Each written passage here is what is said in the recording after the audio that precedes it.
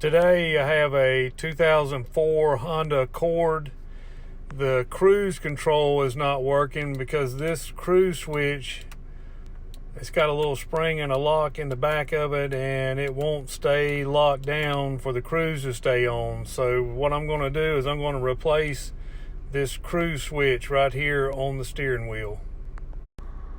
Here I have the new cruise control switch, and if you'll flip it over to the back side, you'll see the two mounting holes. These two mounting holes are on the opposite side of the switch on the steering wheel.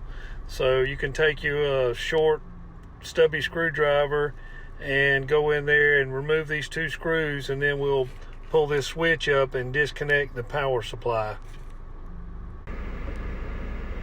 Here are the two mounting holes on the back side of the steering wheel. They're a Phillips head.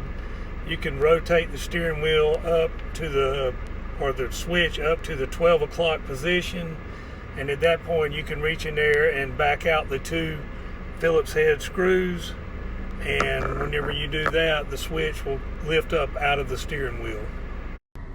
I've removed the two screws, and now I'm lifting the switch up. You just kind of work it up to a point, and you'll see on this side over here, right in here is where your power connector is. You just pull it up enough that you can reach in there and pop that connector loose right in there. When you're disconnecting the wire from the switch, on the back side of the switch on this wire, you'll see a little tab right here. And what you do is you push in with this tab in order to pull this wire out from the switch. You can do that with a screwdriver or a little pick or something. That'll actually make it a lot easier. You can just pull the switch up, rotate it around, reach in here and push this tab down, and then the switch will pull off. This was the position that I had the switch in when I disconnected the old one.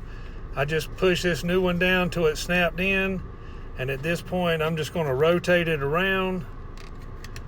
And when I get it rotated around, I'm going to come over on this side over here,